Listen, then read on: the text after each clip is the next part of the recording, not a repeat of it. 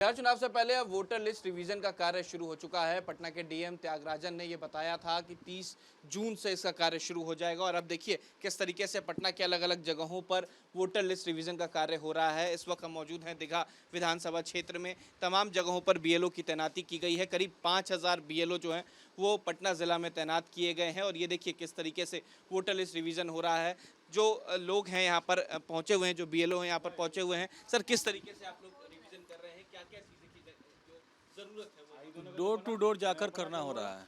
और हम लोग उनका वोटर कार्ड के अनुसार, जैसे हम लोग पहले पर्ची दे दिया करते थे, अभी ये फॉर्म मिला है उनके सत्यापन के लिए। तो सत्यापन किस तरीके से होता है? जिनके यहाँ पहुँचे हुए हैं उनका क्या क्या वेरिफिकेशन के लिए पेपर चाहिए होता है? इनका एक हम लोग 2 फॉर्म देंगे, उसमें उनको रंगीन फ़ोटो, करेंट फ़ोटो, रंगीन फ़ोटो देना है और देने के बाद उनका नीचे सिग्नेचर हो जाएगा।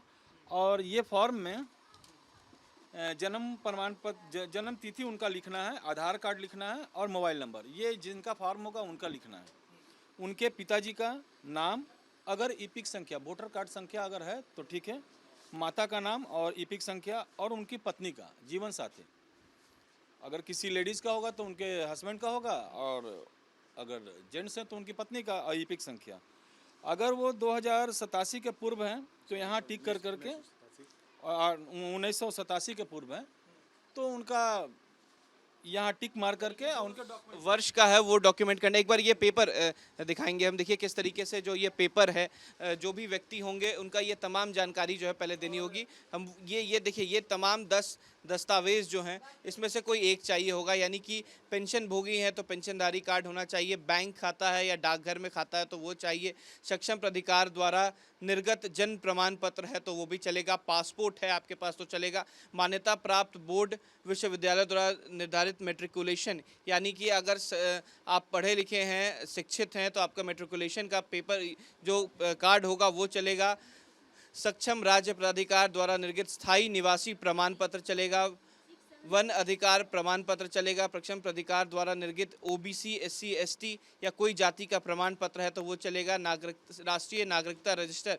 अगर उपलब्ध है तो वो चलेगा, राज्य स्थानीय प्राधिकार द्वारा तैयार किया गया पारिवारिक रजिस्टर चलेगा, या राज्य सरकार की कोई भी भूमि मकान आवंटित प्रमाण पत्र जो है वो चलेगा। देखिए, जब भी जो बीएलओ आपके पास आएंगे तो ये 3 चीज़ें जो है वो सबसे पहले आपका नाम, आपकी जन्म तिथि, मोबाइल नंबर, इसके अलावा आपके पिता का नाम, आपकी माता का नाम, दोनों के अगर अगर आप दोनों के पास वोटर आईडी कार्ड उपलब्ध हैं तो उसके नंबर जो है यहाँ लिखने होंगे, अगर आपकी धर्मपत्नी है तो उनका नाम, या अगर कोई महिला करा रही है तो उनके पति का नाम, और ये देखिए अगर जो वर्ष यहाँ पे लिखा हुआ है उस पर टिक करना होगा। और इस तरीके से जो कार्य है वो वोटर वेरिफिकेशन का जो कार्य है वो किया जा रहा है। जो तमाम बीएलओ हैं उन्हें तैनात किया गया। कितने दिनों के अंदर सर ये पूरा कार्य करना है? 1 महीना का टाइम दिया गया। और करीब आपके अगर अंडर की बात की जाए तो कितने लोगों के, कितने घर तक जाना है आप लोगों को और लोगों से मिलना है और ये तमाम चीज़ें? 1187 है। अच्छा, एक बीएलओ के अंदर करीब 1100?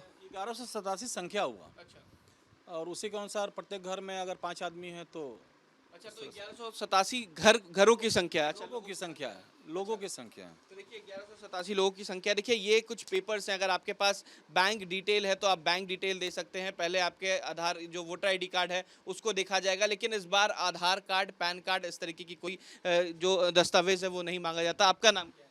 मोहम्मद फारूक। अच्छा, आपके पास आज आए हैं, कोई परेशानी हो रही है वेरिफिकेशन कराने में या कोई दिक्कत आ रही है? कोई परेशानी नहीं, मेरे सर बहुत पुराने हैं, मनीष सर बीलो हैं, बहुत पुराने, अच्छा संबंध भी है, इसी काम के लिए आए हैं तो हम लोग इनका वेलकम करते हैं। कोई परेशानी नहीं हो रही है इस बार वेरिफिकेशन? कोई परेशानी नहीं।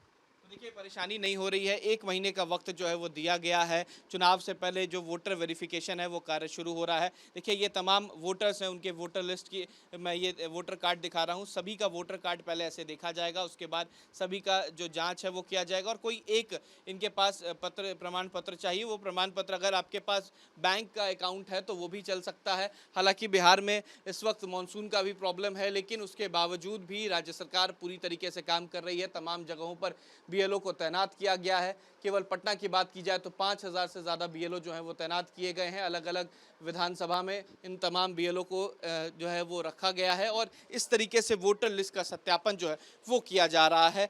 आगामी 26 जुलाई तक वोटर लिस्ट का सत्यापन जो है वो किया जाएगा।